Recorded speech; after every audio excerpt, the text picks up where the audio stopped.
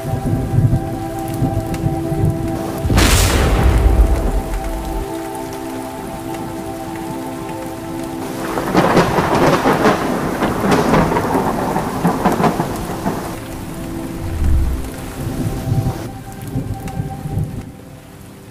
वालेकुम नाज़रीन, उम्मीद करता हूँ आप खैर आफियत से होंगे।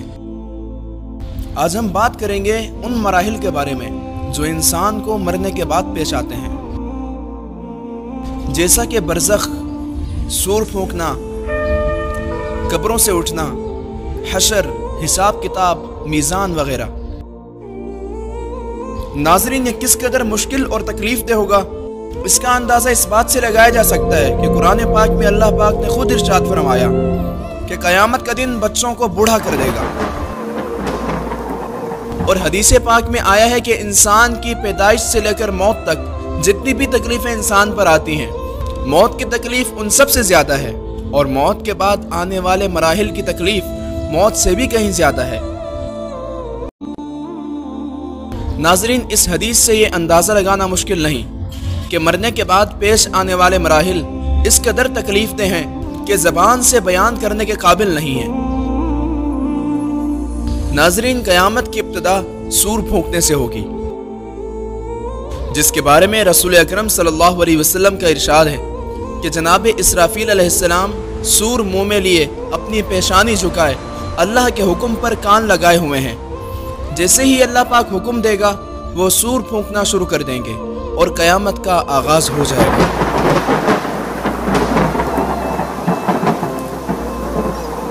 नाज़रीन, मुस्लिम शरीफ की हदीस के मुताबिक ये जुमे का दिन होगा। लोग अपने अपने कामों में मशगूल होंगे। अचानक मशरिक़ और मगरिब के तमाम लोग एक लंबी आवाज़ सुनेंगे जो आहिस्ता आहिस्ता ऊंची होती जाएगी। उस नामानूस आवाज़ की हौलनाकी और सख्ती की वजह से लोगों में इज़्तिराब और बेचैनी फैलना शुरू हो जाएगी। जब सूर की आवाज़ बिजली की कड़क की तरह शिद्दत इख्तियार कर जाएगी, तब लोग मरना शुरू हो जाएंगे। जो आदमी जहां होगा वहीं गिर पड़ेगा। जैसे जैसे इसराफील अलैहिस्सलाम का सूर बुलंद होता जाएगा, वैसे वैसे निज़ाम कायनात दरहम बरहम होना शुरू हो जाएगा। ज़मीन आंधी में हिचकोले खाने वाली किंदील की तरह ज़लज़लों की ज़द में आ जाएगी। पहाड़ गिरदो गुबार बनकर उड़ने लगेंगे। समंदरों में आग भड़क उठेगी। नाज़रीन, आसमान फट जाएगा। सूरज, चांद और सितारे बेनूर हो जाएंगे। तमाम जी रूह मखलूक, इंसान, जिन और फरिश्ते फना हो जाएंगे। हत्ता के मलकुल मौत भी अपनी रूह अल्लाह के हवाले कर देंगे। हर जानदार और गैर जानदार चीज़ फना हो जाएगी। बस सिर्फ एक अल्लाह वहदहू ला शरीक की ज़ात ज़ुल जलाल बाकी रह जाएगी। और अल्लाह का ये इरशाद मुबारक पूरा हो जाएगा, कुल्लु मन अलैहा फ़ान व यब्क़ा वजहु रब्बिका ज़ुल जलाली वल इकराम। यानी हर चीज़ जो इस ज़मीन पर है फना होने वाली है, और सिर्फ तेरे रब्बे ज़ुल जलाल की ज़ात ही बाकी रहने वाली है। नाज़रीन, जब हर चीज़ फना हो जाएगी तो अल्लाह ताला ऐलान फरमाएगा, ऐनल जब्बारून ऐनल मुतकब्बिरून लिमनिल मुल्कुल यौम। यानी दुनिया में जब्बार बनने वाले कहाँ हैं, दुनिया में मुतकब्बिर बनने वाले कहाँ हैं, आज के रोज बादशाही किसकी है। फिर सुकूत छा जाएगा। फिर अल्लाह तबारक व तआला खुद ही इस सवाल का जवाब इरशाद फरमाएगा, लिल्लाहिल वाहिदिल क़हार। आज के रोज बादशाही सिर्फ एक अल्लाह क़हार की है। फिर जब अल्लाह पाक चाहेगा तो नए सिरे से आसमान, जमीन और फरिश्तों को पैदा फरमाएगा, और नई जमीन में इमारतों, दरख्तों, पहाड़ों और समंदरों का नामो निशान तक नहीं होगा, बल्कि वो सफ़ेद, हमवार और चटियल मैदान होगी जो अपने रब के नूर से खूब रोशन होगी। इंसानों को दोबारा पैदा करने के लिए आसमान से एक बारिश नाजिल होगी, जिसके नतीजे में हर इंसान की रीढ़ की हड्डी से पूरा इंसानी ढांचा तैयार हो जाएगा और उस पर गोश्त वगैरह चढ़ा दिया जाएगा। उसके बाद जनाब इसराफील अलैहिस्सलाम को दूसरी मर्तबा सूर फूंकने का हुक्म दिया जाएगा और तमाम इंसान नंगे पाँव, नंगे बदन और बेखतना उठ खड़े होंगे, जिस तरह माँ के पेट से पैदा हुए थे। سب سے پہلے رسول اکرم صلی اللہ علیہ وسلم اپنی قبر مبارک سے اٹھیں گے، پھر حضرت عیسیٰ اور پھر دیگر انبیاء کرام، شہداء، صالحین، فاضلین اور اہل ایمان اٹھیں گے، پھر فاسق لوگ، پھر فاجر اور پھر کفار و مشرکین اٹھیں گے، اور قبروں سے کافر، مشرک، فاسق اور فاجر لوگ اپنے اپنے اعمال کے مطابق اٹھیں گے، کوئی اندھا، کوئی بہرا، کوئی لنگڑا، کوئی چونٹی کی شکل میں۔ کافر اس غیر متوقع زندگی کے مناظر دیکھ کر شدید خوف اور دہشت کی کیفیت میں مبتلا ہوں گے، آنکھیں پتھرائی ہوئی ہوں گی، دل کانپ رہے ہوں گے، کلیجے منہ کو آئے ہوں گے، کوئی غمگسار اور مددگار نہیں ہوگا، نہ ہی کوئی کسی دوسرے کی طرف دیکھنے یا دھیان دینے والا ہوگا۔ اہل ایمان بھی اپنے اپنے ایمان اور اعمال کے مطابق قبروں سے اٹھیں گے۔ شہید اپنی شہادت کے تازہ بہتے خون کے ساتھ اٹھے گا۔ حالت احرام میں فوت ہونے والا حاجی لبیک اللہم لبیک پڑھتے ہوئے اٹھے گا۔ اہل ایمان کے لیے دوبارہ زندگی خلاف توقع نہیں ہوگی، لہٰذا ان پر خوف اور دہشت کی وہ کیفیت طاری نہیں ہوگی جو کفار اور مشرکین پر ہوگی۔ ناظرین، قبروں سے اٹھتے ہی ہر انسان پر 2 فرشتے مقرر کر دیے جائیں گے جو اسے میدان حشر میں پہنچا دیں گے۔ یاد رہے، ملک شام کا علاقہ میدان حشر ہوگا، لوگوں کو اپنی اپنی قبروں سے اٹھ کر وہیں پہنچنا ہوگا۔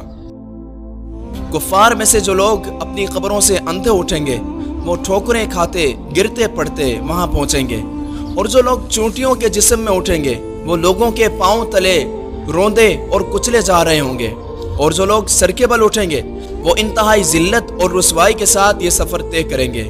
بعض کافروں کو آگ ہانک کر میدان حشر میں لے جائے گی۔ کافر جہاں کہیں تھک ہار کر رکیں گے آگ بھی رک جائے گی، اور جہاں چلیں گے آگ بھی ان کے ساتھ چلنا شروع کر دے گی۔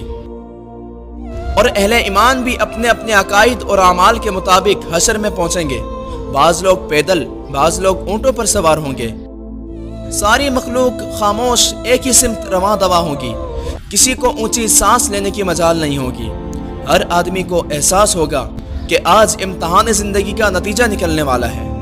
ناظرین، جب ساری مخلوق میدان حشر میں پہنچ جائے گی تو اعلان کیا جائے گا، وَامْتَازُوا الْيَوْمَ أَيُّهَا الْمُجْرِمُونَ، مجرموں آج کے روز تم نیک لوگوں سے الگ ہو جاؤ، اور سب لوگ الگ الگ گروہوں میں تقسیم کر دیے جائیں گے۔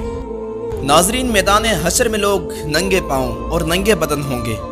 سورج 1 میل کے فاصلے سے آگ برسا رہا ہوگا، زمین دہک رہی ہوگی، جسم سورج کی آگ میں جل رہے ہوں گے، زمین پر پاؤں رکھنا مشکل ہوگا، دور دور تک کہیں سایہ نظر نہ آئے گا۔ لوگ اپنے اپنے عقائد اور اعمال کے مطابق پسینے میں شرابور ہوں گے۔ بھوک اور پیاس کی شدت سے لوگوں کا برا حال ہوگا۔ بھوک، پیاس اور شدید گرمی کی حالت میں لوگ 50,000 سال تک کھڑے رہیں گے اور تنگ آ کر اللہ سے دعا کریں گے، یا اللہ ہمیں اس مصیبت سے نجات دلا، خواہ ہمیں جہنم میں ہی بھیج دے۔ ناظرین، یاد رکھیے، آج سورج کا ہماری زمین سے فاصلہ 9 کروڑ 30 لاکھ میل ہے۔ اس کے باوجود جون جولائی میں زمین اس قدر گرم ہو جاتی ہے کہ 1 منٹ کے لیے اس پر ننگے پاؤں کھڑے ہونا ناممکن ہوتا ہے۔ غور کیجئے، اس روز کیا حال ہوگا جس روز زمین کا درجہ حرارت آج کے مقابلے میں 9 کروڑ درجے زیادہ ہوگا۔ لاچار ہو کر لوگ حضرت آدم علیہ السلام کی خدمت میں حاضر ہوں گے اور عرض کریں گے کہ اللہ تعالیٰ نے آپ کو اپنے ہاتھ سے بنایا اور اپنی روح پھونکی، فرشتوں سے سجدہ کروایا، جنت میں جگہ دی، آج آپ ہمارے لیے سفارش کر دیں کہ اللہ تعالیٰ حساب و کتاب شروع کر کے ہمیں حشر کی تکلیف سے بچائے۔ حضرت آدم فرمائیں گے، آج میرا رب اس قدر غصے میں ہے کہ اس سے پہلے نہ کبھی ہوا اور نہ آئندہ ہوگا۔ مجھ سے جنت میں اللہ کی نافرمانی ہو گئی تھی، جس کی وجہ سے مجھے اپنی فکر ہے، لہٰذا میں سفارش نہیں کر سکتا، تم لوگ نوح علیہ السلام کے پاس جاؤ۔ ناظرین، لوگ حضرت نوح علیہ السلام کی خدمت میں حاضر ہوں گے اور اپنا مدعا بیان کریں گے۔ حضرت نوح بھی یہی کہیں گے کہ میں نے دنیا میں اپنی قوم کے لیے بد دعا کی تھی، جس کے نتیجے میں وہ ہلاک ہو گئی، آج مجھے اپنی فکر ہے، میں سفارش نہیں کر سکتا، تم لوگ حضرت ابراہیم خلیل اللہ کے پاس جاؤ، وہ سفارش کریں گے۔ تو لوگ حضرت ابراہیم کی خدمت میں حاضر ہوں گے اور اپنا مدعا عرض کریں گے۔ حضرت ابراہیم بھی وہی بات فرمائیں گے جو دیگر انبیاء نے کی تھی، اور وہ لوگوں کو حضرت موسیٰ کے پاس بھیجیں گے۔ ناظرین، لوگ حضرت موسیٰ کی خدمت میں حاضر ہوں گے اور عرض کریں گے کہ اللہ نے آپ سے ہم کلام ہو کر سارے لوگوں پر آپ کو فضیلت دی۔ آپ دیکھ رہے ہیں ہماری کیا حالت ہے، آپ اپنے رب کے حضور ہماری سفارش کر دیں۔ حضرت موسیٰ فرمائیں گے کہ تم لوگ حضرت عیسیٰ علیہ السلام کے پاس چلے جاؤ، میں تمہاری سفارش نہیں کر سکتا۔ تو لوگ حضرت عیسیٰ علیہ السلام کے پاس حاضر ہوں گے اور عرض کریں گے کہ آپ اللہ کے رسول اور اس کا فرمان ہیں اور آپ اللہ کی روح ہیں، آپ دیکھ رہے ہیں ہماری کیا حالت ہے، اپنے رب سے ہمارے لیے سفارش کیجئے۔ حضرت عیسیٰ بھی وہی جواب دیں گے اور لوگوں کو حضرت محمد رسول اللہ صلی اللہ علیہ وسلم کے پاس بھیجیں گے۔ ناظرین، لوگ سید الانبیاء رحمت للعالمین شفیع المذنبین صلی اللہ علیہ وسلم کی خدمت میں حاضر ہوں گے اور عرض کریں گے یا رسول اللہ، آپ خاتم الانبیاء ہیں، اللہ نے آپ کے صدقے لوگوں کے اگلے اور پچھلے گناہ بخشے ہیں، آپ دیکھیے ہماری کیا حالت ہے، آپ اپنے رب کے حضور ہماری سفارش کیجئے کہ وہ ہمارے حساب و کتاب کا آغاز فرمائے۔ تو رسول رحمت صلی اللہ علیہ وسلم فرمائیں گے ہاں، آج کے روز سفارش کرنے والا صرف میں ہی ہوں۔ چنانچہ نبی کریم صلی اللہ علیہ وسلم کو میدان حشر سے شفاعت کے بلند ترین مقام محمود پر پہنچا دیا جائے گا، جو جنت میں عرش الہی کے نیچے ہوگا۔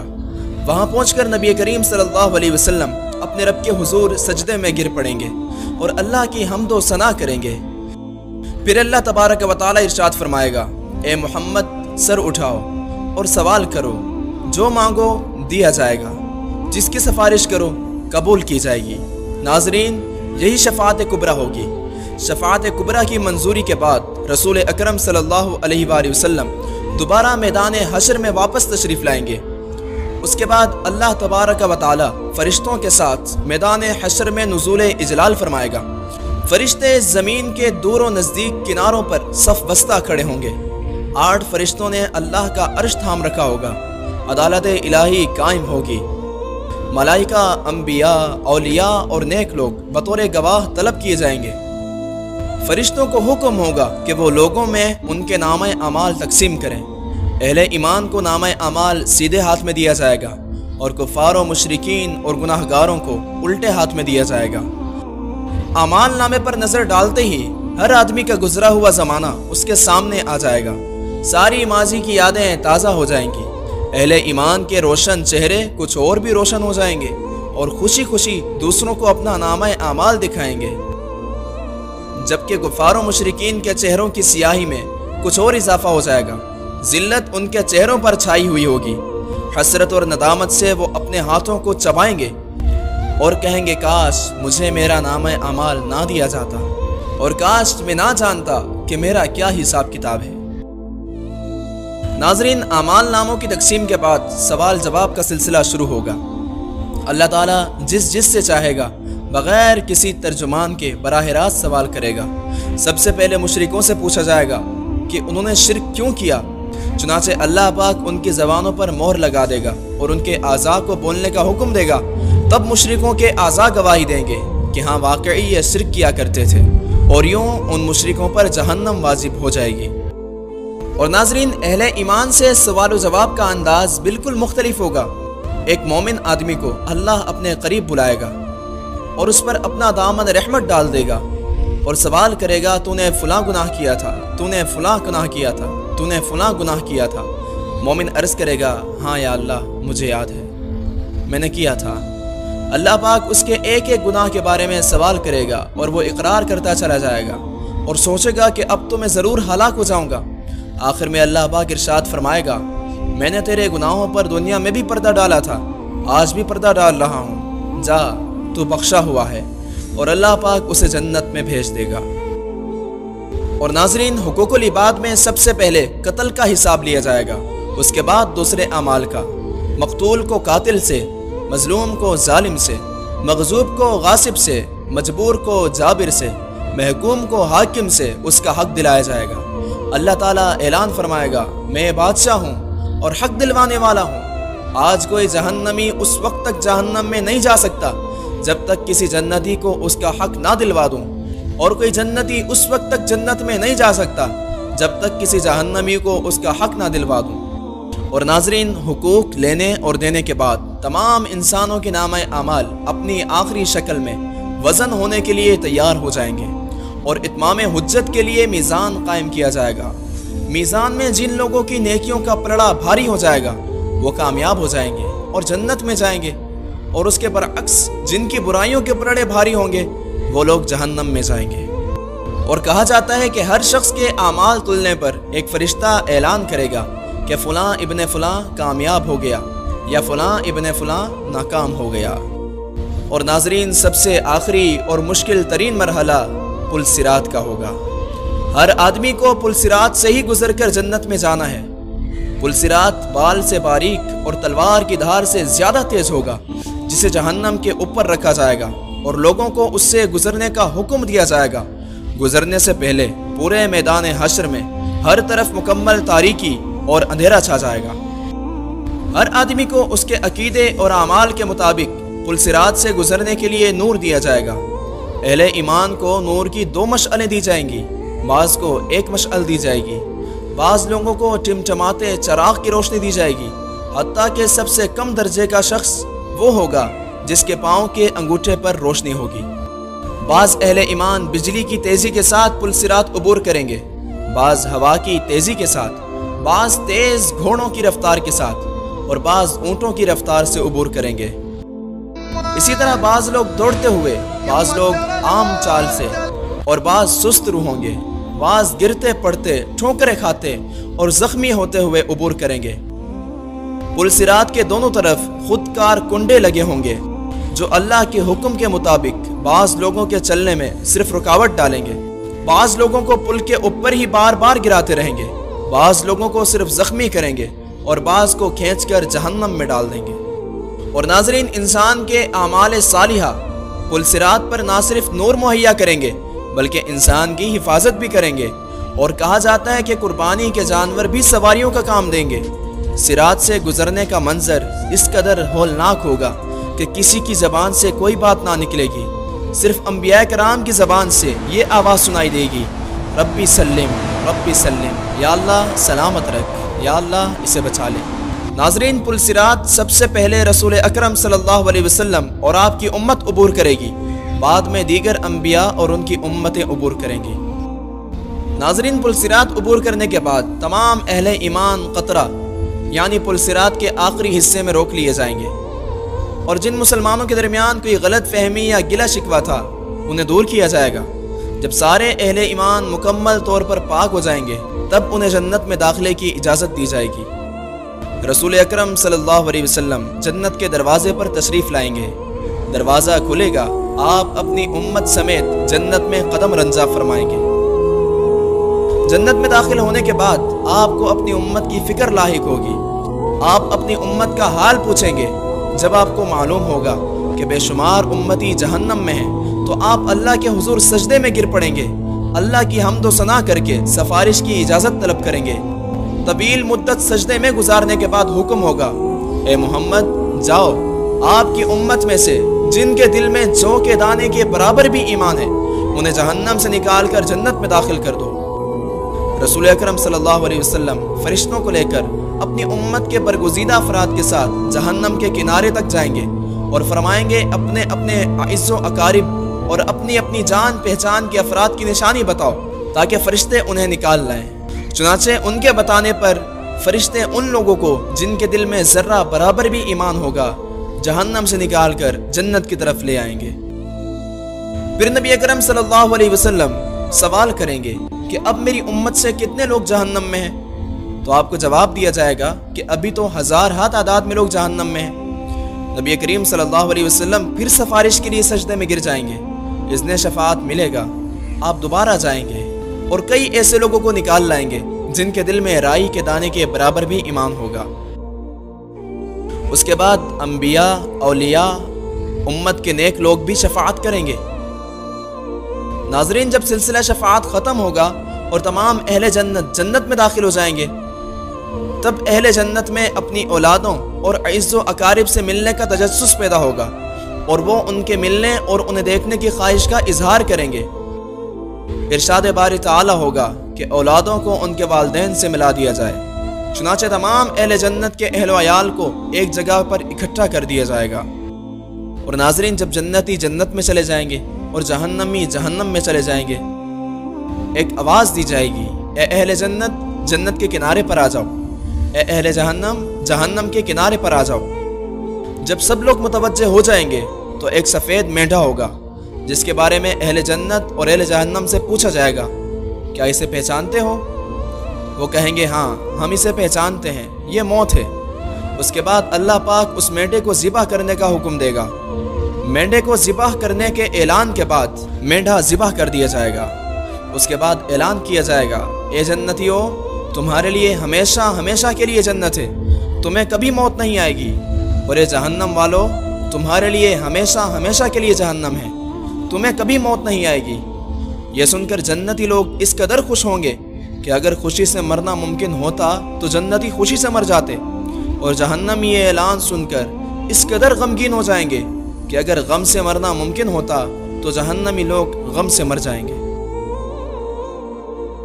ناظرین، یہ وہ مراحل ہیں جن سے ہر انسان کو گزرنا ہے، اس لیے ناظرین عقل مند وہی ہے جو اپنے ان مراحل کے لیے دنیا میں ہی کوشش کر لے۔